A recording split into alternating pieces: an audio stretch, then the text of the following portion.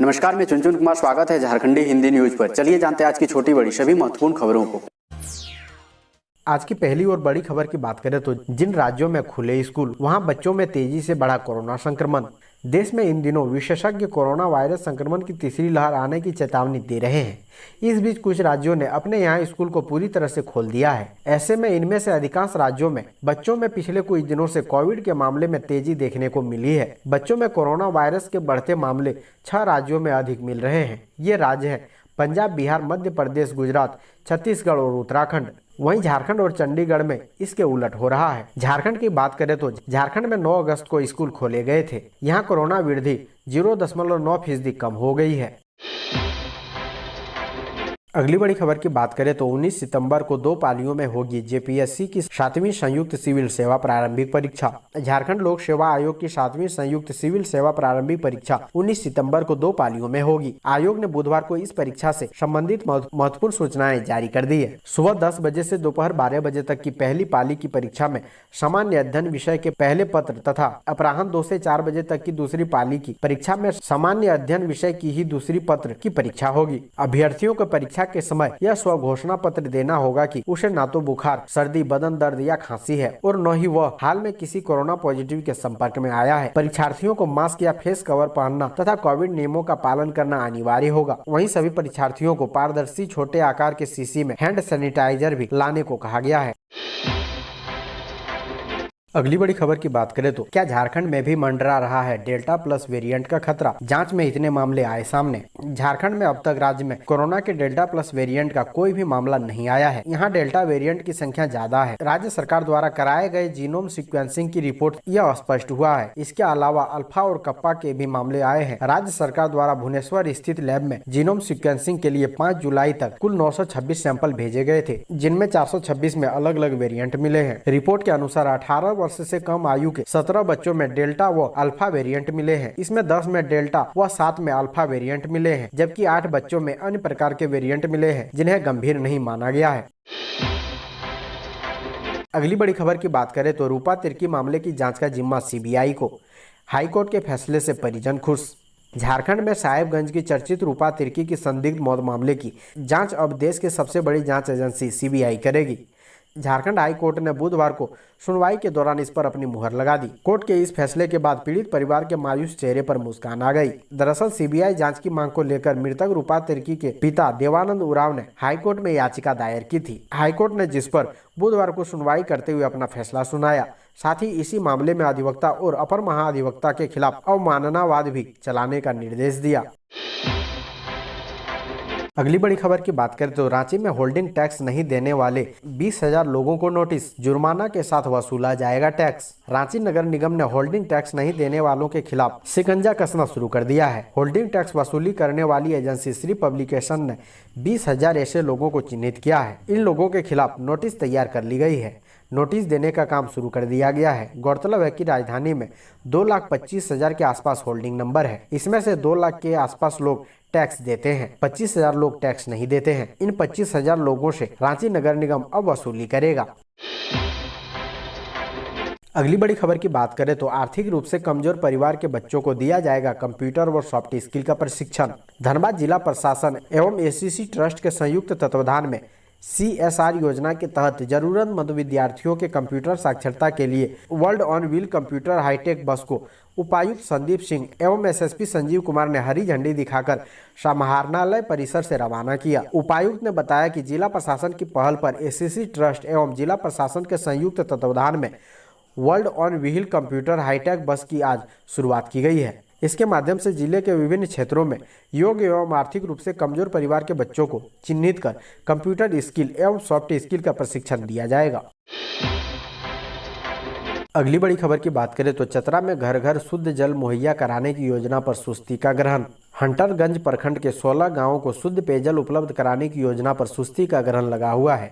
संबंधित जमीन की अनापत्ति देने में अंचल कार्यालय के असहयोग से यह नौबत आई है। संबंधित राजस्व उपनिरीक्षक खतियान उपलब्ध नहीं होने का बहाना बनाकर टाल मटोल कर रहे हैं। जानकारी के मुताबिक उन गांवों में पाइपलाइन के माध्यम से शुद्ध पेयजल मुहैया कराना है। उनमें से उरेली और गोसाई डैम में 12x120 मीटर जमीन पर योजना का निर्माण किया जाना है। अगली बड़ी खबर की बात करें तो झारखंड में ईडी की बड़ी कार्रवाई। रांची में पूर्व मंत्री एनोस एक्का की संपत्ति जब्त। प्रवर्तन निदेशालय ने मनी लॉन्ड्रिंग एक्ट में बुधवार को messrs Ekka construction private limited की रांची के कोयलेरी और मांझी स्थित 6,25,000 रुपए की संपत्ति को अपने कब्जे में ले लिया है। यह संपत्ति आय से अधिक संपत्ति के मामले में सजा काट रहे पूर्व मंत्री एनोस एक्का की है। एनोस एक्का को ईडी के विशेष अदालत ने मनी लॉन्ड्रिंग एक्ट में दोषी पाते हुए 7 साल की सश्रम कारावास व 2 करोड़ रुपए की जुर्माना की सजा सुनाई थी। अगली बड़ी खबर की बात करें तो साबरमती सेंट्रल जेल में आपस में भिड़े आरोपी लखन और राहुल वर्मा को अलग अलग वार्ड में किया गया शिफ्ट। धनबाद के जिला एवं सत्र न्यायाधीश उत्तम आनंद हत्याकांड के मामले में मंगलवार की रात को नया मोड़ आ गया। जज को टक्कर मारने के मामले में गिरफ्तार ऑटो चालक लखन वर्मा और सहयोगी राहुल वर्मा के बीच अहमदाबाद की साबरमती सेंट्रल जेल में मारपीट हो गई। उसके बाद जेल में अफरा तफरी मच गई और दोनों को अलग अलग वार्ड में शिफ्ट किया गया। पिछले महीने 28 जुलाई को धनबाद में जिला जज उत्तम आनंद की हत्या कर दी गई थी। यह वारदात उस समय हुई जब वह सुबह मॉर्निंग वॉक के लिए निकले हुए थे, तभी एक ऑटो रिक्शा वाले ने उन्हें कुचल दिया। इसके बाद मामले को महज एक दुर्घटना माना जा रहा था, लेकिन सीसीटीवी फुटेज में सामने आया कि एक ऑटो रिक्शा ने जानबूझकर जज को टक्कर मारी थी। अगली बड़ी खबर की बात करें तो राज्य सरकार ने डीवीसी के बकाये का नहीं किया था भुगतान। केंद्र ने ऑटो डेबिट कर काटे 714 करोड़। केंद्र सरकार ने झारखंड के खाते से डीवीसी के बकाये की राशि काट ली है। केंद्र ऊर्जा मंत्रालय के आदेश पर आरबीआई ने 714 करोड़ रुपए काटते हुए इसे केंद्र के खाते में भेज दिया है। झारखंड मुक्ति मोर्चा ने इस पर आपत्ति जताई है। पार्टी ने केंद्र सरकार पर गैर भारतीय जनता पार्टी की सरकारों के साथ भेदभाव करने का आरोप लगाया है। मंगलवार को प्रेस कॉन्फ्रेंस में पार्टी प्रवक्ता विनोद पांडे ने कहा कि गैर बीजेपी शासित राज्यों के साथ केंद्र लगातार दोहरा चरित्र अपना रहा है। केंद्र ने पिछले साल की तरह एक बार इस साल दूसरी बार जबरन पैसे की कटौती की है। जेएमएम नेताओं का केंद्र के इस फैसले पर गुस्सा फूट रहा है। झारखंड मुक्ति मोर्चा ने कहा है कि मध्य प्रदेश, कर्नाटक, यूपी जैसे राज्यों पर भी अरबों रुपए बाकी है, पर इन्हें रियायत देते हुए झारखंड के साथ सौतेला रवैया दिखाया गया है।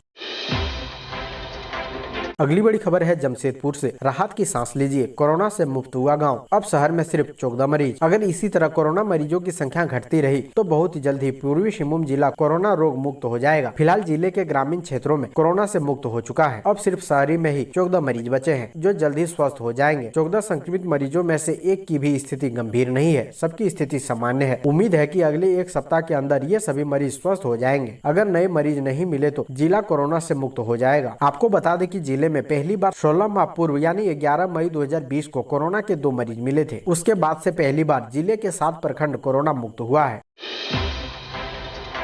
अगली बड़ी खबर की बात करें तो महाअधिवक्ता और अपर महाअधिवक्ता के खिलाफ चलेगा आपराधिक अवमानना का मामला। हाईकोर्ट ने जारी किया नोटिस। झारखंड के महाअधिवक्ता राजीव रंजन और अपर महाअधिवक्ता सचिन कुमार पर अदालत की अवमानना करने का आपराधिक मामला चलेगा। झारखंड हाईकोर्ट के जस्टिस AK द्विवेदी की अदालत ने इस मामले में स्वतः संज्ञान लेते हुए अवमानना का मामला चलाने का निर्देश दिया है। अदालत ने रजिस्ट्रार जनरल को दोनों अधिवक्ताओं को सभी दस्तावेज के साथ नोटिस भेजने का निर्देश दिया। इसके साथ ही अदालत ने हाई कोर्ट रूल के अनुसार अवमानना का मामला चलाने के लिए मामले को खंडपीठ में भेज दिया। इस मामले में मंगलवार को सभी पक्षों को सुनने के बाद अदालत ने फैसला सुरक्षित रख लिया था। झारखंड में यह पहला मामला है जब राज्य के महाअधिवक्ता और अपर महाअधिवक्ता के खिलाफ अवमानना का आपराधिक मामला चलाया जा रहा है।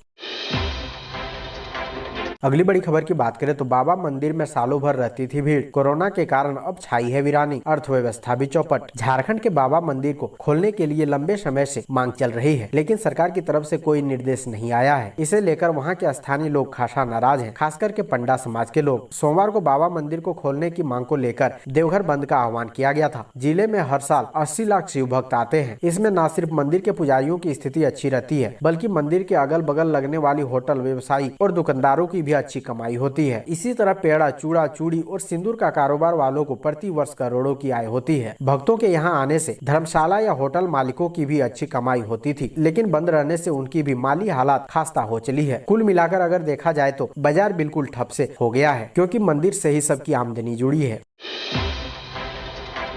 अगली बड़ी खबर की बात करें तो 2 सितंबर से झारखंड में फिर से सक्रिय होगा मानसून, हो सकती है हल्की बारिश। राज्य में 2 सितंबर से फिर से मानसून सक्रिय हो सकता है। मौसम विभाग के अनुसार दक्षिणी छत्तीसगढ़ में एक कम दबाव का क्षेत्र बन रहा है, जिसका असर झारखंड सहित पूर्वी सिंहभूम जिले में देखने को मिल सकता है। हालांकि वर्तमान में इसका फैलाव विशाखापट्टनम तक देखने को मिल रहा है। मंगलवार को जमशेदपुर शहर में बारिश नहीं हुई, लेकिन दिन भर आसमान में बादल छाए रहे। मौसम विभाग के अनुसार 2 सितम्बर को राज्य के उत्तरी पूर्व देवघर, धनबाद, दुमका, गिरिडीह, गोड्डा, जामताड़ा, पाकुड़, साहिबगंज तथा दक्षिणी पूर्वी भागों में, पूर्वी सिंहभूम, पश्चिमी सिंहभूम, सिमडेगा व सरायकेला खरसवा में कुछ स्थानों पर हल्के से मध्यम दर्जे की बारिश हो सकती है। वहीं 3 सितंबर को राज्य के उत्तरी पश्चिमी पलामू, गढ़वा, चतरा, कोडरमा, लातेहार तथा लोहरदगा तथा मध्य भागों में रांची, बोकारो, गुमला, हजारीबाग, खूंटी व रामगढ़ में भी कुछ स्थानों पर हल्के से मध्यम दर्जे की बारिश हो सकती है। अगली बड़ी खबर की बात करें तो रांची में फुटबॉल मैच देखकर घर लौट रहे चाचा भतीजा की गोली मारकर हत्या। रांची के मैकलुस्कीगंज चतरा सीमा पर 2 लोगों की हत्या कर दी गई है। यह घटना मैकलुस्कीगंज और टंडवा थाना की सीमा पर मंगलवार की देर रात घटी है। यहाँ अपराधियों ने 2 लोगों की गोली मारकर हत्या कर दी। मृतकों में 35 वर्षीय भुवनेश्वर गुंजू और 28 वर्षीय नरेश गुंजू शामिल है। दोनों चतरा जिले के टंडवा थाना अंतर्गत बड़गांव पंचायत के लोईलरा बगलता गाँव के रहने वाले थे। दोनों रांची के खलारी में फुटबॉल मैच देखने आए थे। लौटने के समय दोनों की हत्या कर दी गई है। जिन 2 युवकों की हत्या हुई है उनमें से नरेश कुछ दिन पहले ही जेल से छूटा था। चतरा के पीपरवार थाना से उसे आर्म्स एक्ट के मामले में गिरफ्तार कर जेल भेजा गया था। मिली जानकारी के अनुसार नरेश के घर पर कुछ महीनों पहले अपराधियों ने जमकर गोलीबारी भी की थी। भुवनेश्वर और नरेश रिश्ते में चाचा भतीजा थे।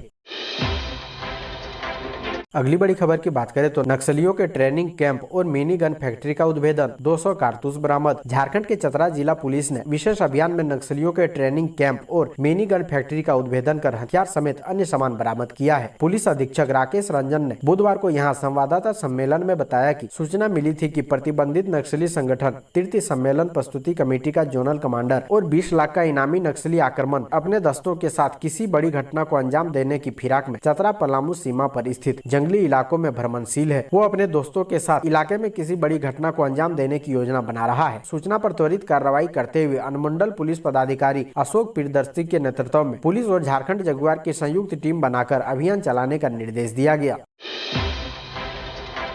अगली बड़ी खबर की बात करें तो चक्रधरपुर रेलवे स्टेशन के पास बड़ा हादसा, दुरंतो एक्सप्रेस से कटकर 4 लोगों की मौत। पश्चिमी सिंहभूम के चक्रधरपुर रेलवे स्टेशन के पास बुधवार की दोपहर बड़ा हादसा हो गया। बिंजय नदी पुल पर बुधवार दोपहर मुंबई हावड़ा दुरंतो एक्सप्रेस ट्रेन से कटकर एक ही परिवार के 4 लोगों की मौत हो गई। इसमें से 3 महिलाएं और 1 पुरुष शामिल है। सभी मृतक सरायकेला खरसवां जिले के बड़ा बम्बू अमदा ओपी के तेलांग जुड़ी गाँव के थे। मृतकों में सुमी पूर्ति, उसका पोता अमर सिंह पूर्ति की पत्नी बा पूर्ति और बहन जयमा पूर्ति शामिल है। सभी चक्रधरपुर के लोड़िया में रिश्तेदार नरसिंह बोदरा के घर पटरी होते हुए जा रहे थे। बिंजय नदी पर बने रेल पुल को पार करने के दौरान उन्हें मुंबई हावड़ा दुरंतो एक्सप्रेस सामने से आता हुआ दिखाई पड़ा। इसके बाद वे सभी पीछे भागने लगे। कुछ ही पल में चारों ट्रेन की चपेट में आ गए।